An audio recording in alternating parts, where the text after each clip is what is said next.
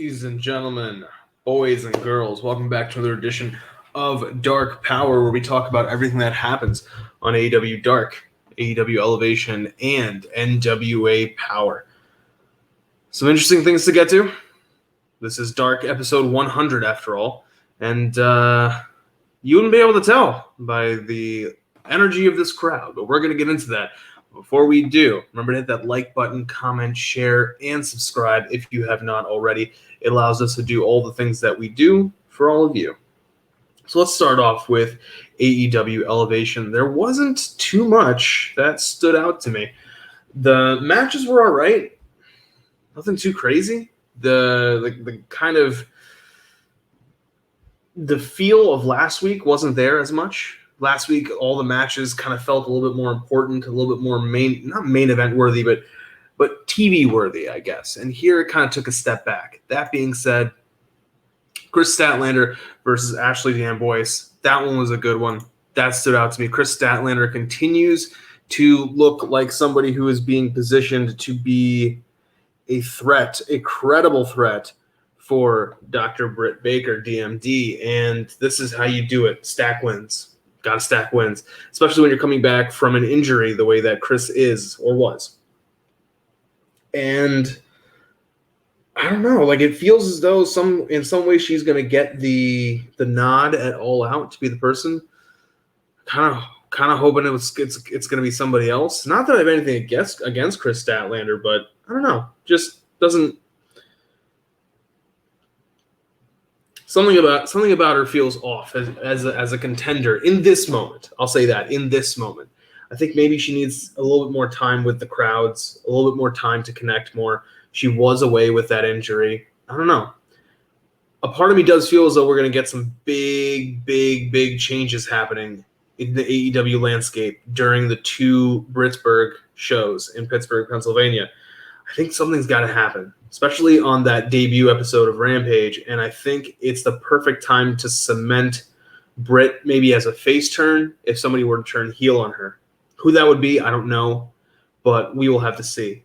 Either way, I kind of want to see something definitive with the Britt character, because she portrays herself as a face because a heel believes or has to believe that they are the hero of their story. However, she both acts as a face and as a heel sometimes. And while the tweener character works, they kind of need to pick a spot, because this is AEW. Heels come out one side of the stage, faces come out the other side. And tweeners are okay, but it just makes it a little bit more difficult sometimes. As much as I say, hey, go for it and do whatever you want when it comes to booking, and try to be as original as you can. But speaking of being original, this is not an original story, but it was very well executed. And I'm talking about our main event of Bear Bronson versus Darby Allin. Now, this is a classic story of a David versus Goliath situation. And Darby is somebody who is perfect in that David role. It's something that he thrives in, and he has thrived for some time in AEW off of that. A lot of his TNT Championship title defenses were like that. And even if you felt as though he was going to win, there still was enough of that suspension of belief with him to feel as though he could lose. That's not necessarily the case here. You don't really feel as though Bear Bronson's going to beat Darby, even though it is the main event of Elevation. Maybe this is going to be a moment where, we get a surprise win, but I don't know. Darby picking up that win. Nice move, especially if, he's going to face somebody at All Out. You never know what the plans are going to be. Card is always subject to change. Now, let's talk about this week's episode of Dark. I think what stood out to me the most about this week's episode of Dark is how dead the crowd was. I don't know if they didn't tell them that this was the 100th episode of Dark, but you're there for a little bit of history. And maybe it's just because of when they were filming this, either before or after the show, the main Dynamite show, that the crowd was just out of it. But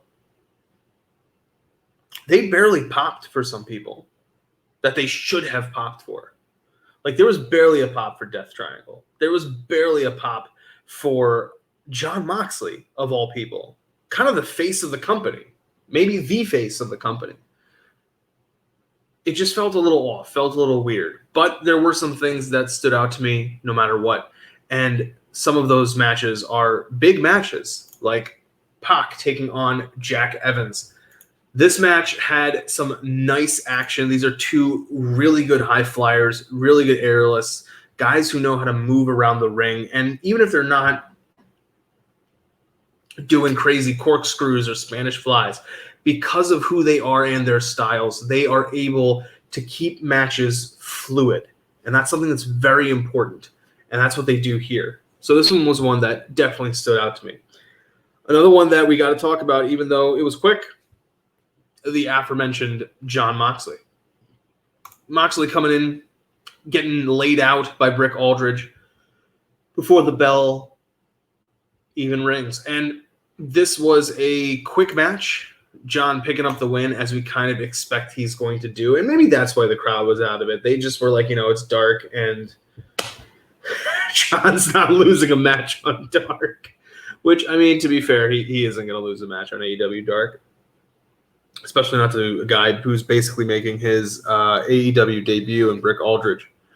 But it was a situation that I thought just kind of echoes that sometimes your crowd can get tired. And let's imagine if this was before Dynamite. Your crowd is kind of amped for Dynamite itself. They're not really in a energized mood necessarily when they kind of have an idea of what's going to happen with the finish. And let's imagine if this is after Dynamite. And let's assume there was an Elevation taping beforehand. That's maybe an hour plus 2 hours. The crowd's been there for 3 hours now. Maybe that's why they didn't have as much energy. I'll shoot them some bail. But either way, this was kind of a weird moment because it just felt off.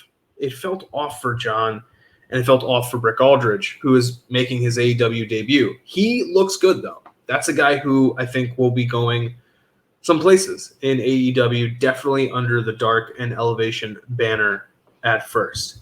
And if you are on that Dark and Elevation banner, you have the ability sometimes to have really good main events. This main event was a match that I was really looking forward to because of a clash of styles. A part of me wanted, before the show, when I was looking at the card and I was saying, what could be the main event? A part of me said Pac and Jack Evans. But I understand why this match was the main event, as short as it was. And it's Dante Martin taking on Eddie Kingston. This match has a lot of implications for past, present, and future. If we want to say that Eddie Kingston is the now for AEW, because he really is the now, then Dante Martin represents the future. And Eddie Kingston represents the past, because Eddie acts as an anchor point for some people's prior experiences with wrestling when it comes to his time in Impact, when it comes to his time on the indies. Eddie is a past and a present with Dante as the future. And this match is very quick, but I was looking forward to it because of the clash of styles. We talked about Pac and Jack Evans being fluid, being aerialists. As good as they are, a part of me really feels as though Dante Martin is better. And that may just be a function of him being younger and him being willing to risk more. But he's up against a brick shithouse, for lack of a better terms, in the form of Eddie Kingston. Eddie is something of an immovable object. And that story of David versus Goliath is similar to the Darby Bear Bronson. But here you have somebody who can make Eddie look good.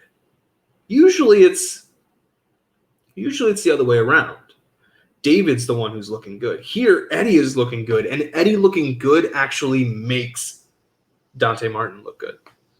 It's a short match. It has just what it needs in order to get the crowd what they need to see before Eddie picks up a nice win over Dante Martin in that main event of Dark. I thought it was well done, and what it definitely did was made me want more. And that's something that we should want in wrestling. We should want more. We should want to see more of different matchups, particularly if the matchups are good. So let's talk now about NWA Powerrr and some of the matchups that we saw there. We're seeing more of the Championship Series, and we are seeing some kind of key moments, some key matchups to determine who is going to advance to the next round. So we start off with Crimson taking on the Masked Man. That's definitely one that stood out to me. We do have Kenzie Page taking on, Kenzie Page taking on Lady Frost. Kenzie Page is going to pick up a kind of a surprise win because Lady Frost is going to spend more time trying to humiliate her opponent than she is trying to win the match. And Kenzie Page is going to reverse it, win with a roll-up, and steal a surprise win. The reason why I want to say it, even though the match didn't necessarily stand out to me, was that one, it's kind of sets a weird trend for the evening of the unsuspecting person winning, but also Kenzie Page has a distinct, interesting note that she wins on NWA Powerrr, and then quite separately on Dark, same night, Synergy, she loses to Ty Conti. So she's 1-1 for the evening, which is, difficult for people to do. But anyway, we have Crimson taking on the Masked Man, and this was a pretty good match. And we have kind of here a surprising win as well, because here Crimson taps out to the Masked Man, who I still believe is Robert Anthony. But that is going to help the Masked Man's team with his points. And our Mystery Man, actually, not Masked Man, Mystery Man. But Crimson, throughout the match, is trying to take off Mystery Man's mask. Okay. Fine story to the match. Nothing crazy there. Another match that stood out to me was the Tyrus versus Kratos match. But before we get to that, I just want to add the Fatal 4-Way was all right. It was kind of what it was supposed to be. We have Jeremiah Plunkett picking up the win over Saul Renaro, Colby Carino, and Jordan Clearwater. This was what was interesting about it was that they added stakes to this Fatal 4-Way of the alternates. This was just the guys who are the alternates in case something happens to injury with somebody on the main squad. And here, what they did was they said the winner of this Fatal 4-Way adds 7 points to their team, and the loser loses 3 points. Normally, if you lose, you just don't gain points. So, all right. Jeremiah Plunkett picks up the win for his team, and he helps Nick and Melina stay in the race. Okay. We kind of have an idea that Nick's team should lose because you don't want your world champion to be immune for a year from challengers. Oh my goodness, that would be ridiculous. So let's talk about Tyrus and Kratos. I gotta say, I have now a healthy level of respect for JR Kratos. And that's simply because he did something that I thought was very, very difficult to do. And that is get a somewhat decent match out of Tyrus. It's very hard to do. And I didn't necessarily have JR Kratos that high up on my radar, but after tonight, he definitely had a really good show, to say the least. This match ends when Tyrus is able to pick up the win over Kratos. Idol is on commentary, and Idol's pissed off because, of course, while Tyrus is really his guy, let's not forget, he is on an opposing team right now. And Kratos, who is on Idol's team, the team that he's up against has his tag team partner. And Idol says there's some kind of shenanigans going on, of course. I'm sure he would have had some kind of excuse to give if Kratos had won and Tyrus had lost, because Tyrus is his guy. So, I don't know. Match was all right, but good match in that sense. I liked that aspect of it. Finally, the Jax Dane Slice Boogie match, which was our main event. This one had some nice moments. Had these two guys really going at it. And I think what I liked the most about it was that I hated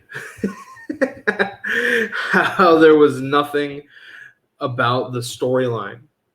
We were talking about this. Are these storylines going to continue? And apparently they're not. Because we remember that Crimson had some kind of issue with... Oh, wait, I'm sorry. I confused the two matches. Masked Man and Crimson went to a time limit draw. Masked Man didn't tap out. That was the thing. They thought he had won by tap out, but it was a time limit draw. That was my mistake. Because I was confusing it with this one, and I was like, oh, wait, no, that doesn't make any sense. Anyway, Jax Dane and Slice Boogie. Jax is having issues with his tag team partner because apparently Billy Corgan loves to break up tag teams. Anyway, Slice Boogie was involved in that on the Jax Dane side, but you wouldn't be able to tell in this match because they seem to actually hate each other's guts in this match, and it's kind of just hilarious because I'm like, wait a minute, what's going on? Why is that? Why is this a situation here? It seems strange because you'd expect